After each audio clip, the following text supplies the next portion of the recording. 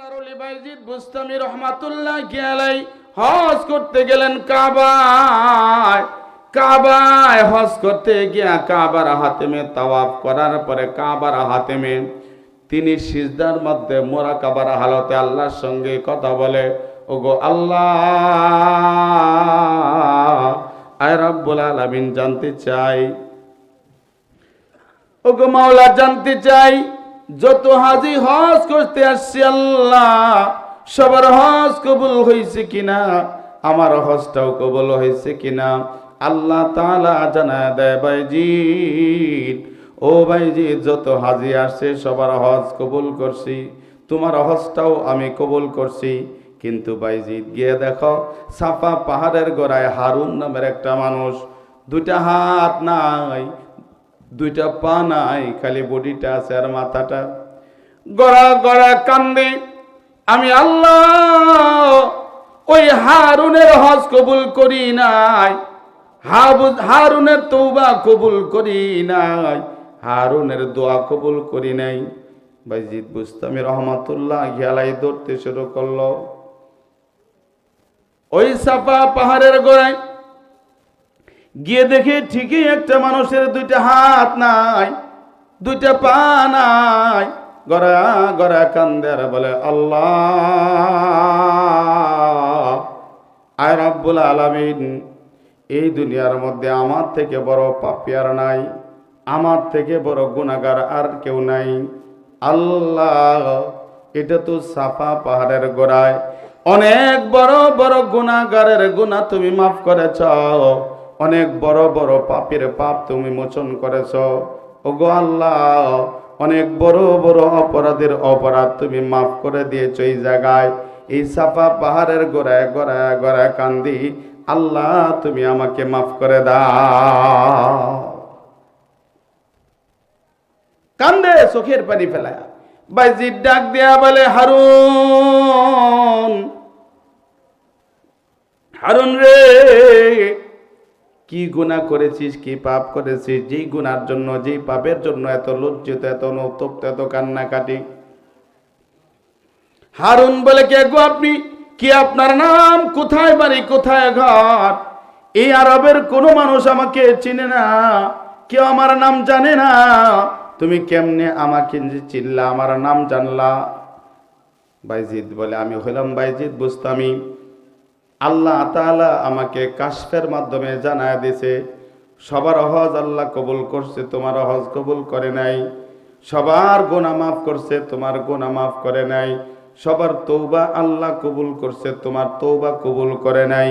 হারুন রে, এমন কি গুনাহ, এমন কি পাপ করেছিস?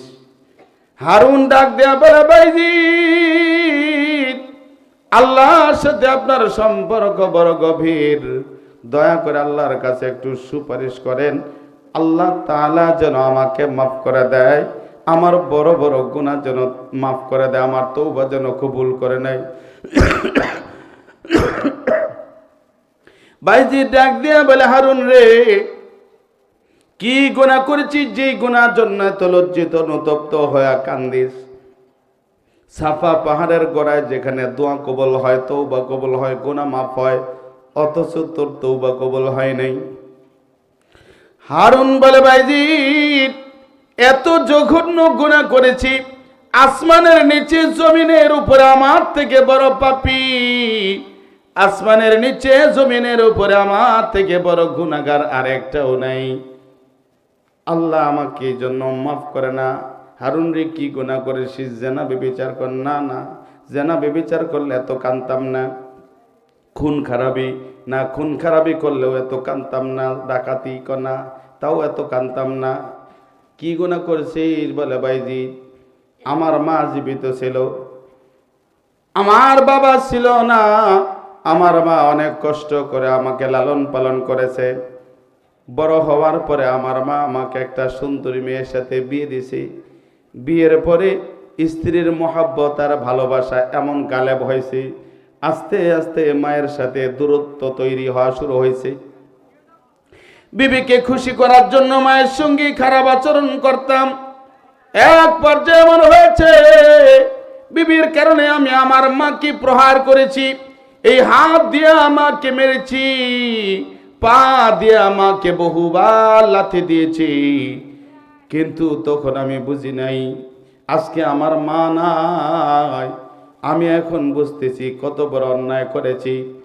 যে হাত দিয়ে আমি আমার মাকে প্রহার করেছি, এই হাত দেহে রাখি নাই, কেটে ফেলে দিয়েছি। যে পা দিয়ে মাকে লাথি দিয়েছিলাম, পা দেহে রাখি নাই, কেটে ফেলে দিয়েছি। সাফা পাহাড়ের গোড়া গোড়া গোড়া কান্দি, আল্লাহ যেন আমাকে মাফ করে দেয়। ও ভাইজি, আল্লাহর কাছে একটু সুপারিশ করেন, আল্লাহ যেন আমাকে মাফ করে দেয়। বাইজিদ বুস্তামি রহমতুল্লাহ দিলে বড় দয়া হইল, সিজদায় পরে কান্দে আর বলে, আল্লাহ তোমার বান্দা হারুন অন্যায় করেছে, অপরাধ করেছে, অনুতপ্ত লজ্জিত হয়েছে। যে হাত দিয়ে আমাকে প্রহার করেছিল, হাত দেহে রাখে নাই, কেটে ফেলে দিয়েছে। যে পা দিয়ে আমাকে প্রহার করেছিল, পা দেহে রাখে নাই, কেটে ফেলে দিয়েছি। ওগো আল্লাহ, দয়া করে হারুনকে মাফ করে দাও। আল্লাহ তাআলা ডাক দেয়া বলে, বাইজিদ আমি আল্লাহ যদি হারুনকে কিয়ামত পর্যন্ত হায়াত দেই, আর সে যদি কিয়ামত পর্যন্ত এই জায়গায় গড়ায়া গড়ায়া কান্দে, তবু আমি আল্লাহ হারুনকে মাফ দিব না। হাসরের ময়দানে তার মায়ের সামনে দাঁড় করা দেব। ইয়াউমা ইয়াফিরুল মারউ মিন আখিহি ওয়া উম্মিহি ওয়া আবিহি ওয়া সাহিবাতিহি ওয়া বানিহি লিকুল্লি ইমরিইম মিনহুম ইয়াউমা ইযিন শা'নুন ইউগনিহি। যেই দিন সন্তান বাবাকে চিনবে না, বাবা কি সন্তানকে চিনবে না, ভাই ভাইকে চিনবে না, মা সন্তান মাকে, বন্ধু বন্ধুকে, কেউ কাউকে চিনবে না। একজন আরেকজন থেকে আড়াল হবে, পালা যাবে, দ্রুত ভাগবে। ওই দিন কঠিন মুহূর্তে আমি হারুনের সামনে তার মাকে দাঁড় করা দেব। ওই দিন যদি তার মা তাকে মাফ করে, আমি আল্লাহ মাফ করব। তার মা যদি মাফ না করে, আমি আল্লাহ তাকে মাফ দিব না। জাহান্নাম হবে তার চিরস্থায়ী ঠিকানা। ও যুবকেরা, তোমাদের হাতে ধরে পা ধরে বলে যায়, এই মাকে কষ্ট দিবে না, বাবাকে কষ্ট দিবে না। মা বাবাকে যদি তুমি কষ্ট দাও, তোমার ঠিকানা জাহান্নাম। আর যদি মাকে খুশি রাখতে পারো, বাবাকে খুশি রাখতে পারো, তোমার ঠিকানা জান্নাত। আল্লাহ এটাই বলেন, ওয়াবিল ওয়ালিদাইনি ইহসানা। আমার বান্দারা, আমার বান্দিরা, তোমরা তোমাদের মা বাবার উপকার করবে, এহসান করবে, তাদের সঙ্গে ভালো ব্যবহার করবে, সব চাইতে ভালো ব্যবহার করবে মা আর বাবার সাথে। তুমি তোমার শ্বশুর শাশুড়ির সঙ্গে ভালো ব্যবহার করবে, কিন্তু শ্বশুর শাশুড়ির থেকে মা বাবার সাথে আরো বেশি ভালো ব্যবহার করবে। তুমি তোমার ওস্তাদের সঙ্গে ভালো ব্যবহার করবে, তার থেকেও বেশি ভালো ব্যবহার তোমার মা বাবার সাথে করবে। তুমি তোমার বসের সঙ্গে ভালো ব্যবহার করবে, তার থেকেও বেশি ভালো ব্যবহার করবে তোমার মা বাবার সাথে। দুনিয়ায় যত মানুষের সঙ্গে যত ভালো ব্যবহার করো, এর মধ্যে সব চাইতে ভালো ব্যবহার করবে তুমি তোমার মা বাবার সাথে। আদেশটা কার?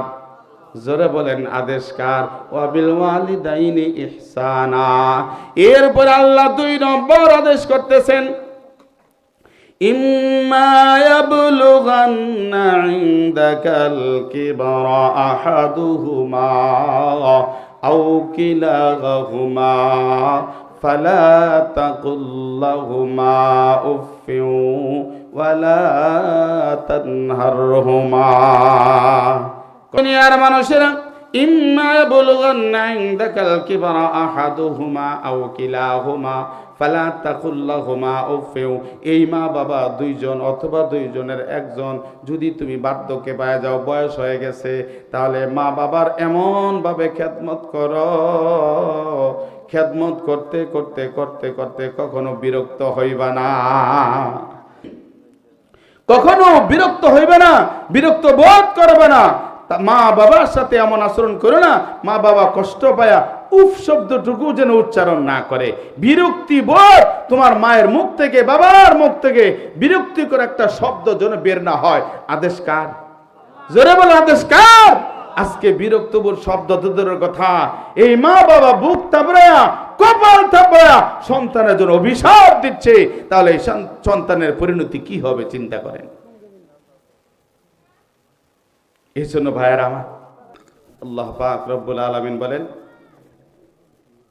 ইম্মা ইয়াবলুগান্না ইনদাকাল কিবারা আহাদুহুমা আও কিলাহুমা ফালা তাকুল লাহুমা উফিন ওয়ালা তানহারহুমা ওয়া কুল লাহুমা কওলান কারীমা। ও আমার বান্দারা, আমার বান্দিরা, তোমাদের মা বাবা দুইজন অথবা কোনো একজনকে যদি বার্ধক্য উপনীত অবস্থায় পাও, তাদের এমনভাবে খেদমত করবা, তাদের খেদমত করতে করতে কখনো বিরক্ত হইবা না। এমন হয় না এই বুড়া মরে না, কত টাকা খরচ করতেছি, চিকিৎসা করতেছি, আর কত করব, আর কত, এরকম। আল্লাহ বলেন সাবধান, কখনো বিরক্ত হবে না। এই মা বিরক্ত হয় নাই, এই বাবা তোমার বিরক্ত হয় নাই, তোমার জন্য কি কষ্ট করছে আমরা আমাদের সন্তানদের দিকে দেখি। এমনও রাত, সারা রাত আমি অসুস্থ ছিলাম, সারা রাত মা ঘুমাই নাই, আমি একটু অসুস্থ, বাবা পেরেশান হয়ে গেছে, বেটাকে কি করবে, কি চিকিৎসা করবে, কোন ডাক্তারের কাছে নিয়ে যাবে। আজকে সন্তান মাকে ভুলে যায়, বাবাকে ভুলে যায়, কিন্তু মা সন্তানকে ভুলতে পারে না। কবি বলেন, বিদেশি বিয়ে রাজ্যেতে যার সন্তান মারা যায়, পশু পাখি জানার আগে আগে জানে মা। জানে কি জানে না? মেডিকেল সায়েন্সে এটা নিয়ে গবেষণা করেছি, একটা সন্তান কোথাও যদি বিপদে পড়ে যায়, তার বাবা বুঝতে পারে না, ভাই বুঝতে পারে না, বোন বুঝতে পারে না, সন্তান বুঝতে পারে না, বিবি বুঝতে পারে না, মা কেন বুঝে? কারো সন্তান যদি বিদেশে অ্যাক্সিডেন্ট হয়, মারা যায় বা কোনো সমস্যা হয়, মায়ের রাডারের মধ্যে ধরা পড়ে যায়, মায়ের দিল ধরফড় করতে থাকে, মায়ের কলিজার মধ্যে ধরা পড়ে যায়, সে বুঝতে পারে তার সন্তানের কোনো একটা সমস্যা হয়েছে। মেডিকেল সায়েন্স এটা নিয়ে গবেষণা করছে, একটা মারাত্মক চমকপ্রদ একটা তথ্য আপনাদেরকে দিয়ে যায়। মেডিকেল সায়েন্স গবেষণা করেছেন, কারণটা কি? কারণটা মেডিকেল সায়েন্স উল্লেখ করেছে যে একটা সন্তান যখন মায়ের পেটের মধ্যে থাকে, মায়ের পেটের ভিতরে বেবি টিউব, সন্তান দানিটা, এটার যে পরিমাণ, একটা সন্তান মায়ের পেটে যখন 7 মাস বয়স হয়, তখন এই বেবি টিউবটা, সন্তান দানিটা পূর্ণ হয়ে যায়।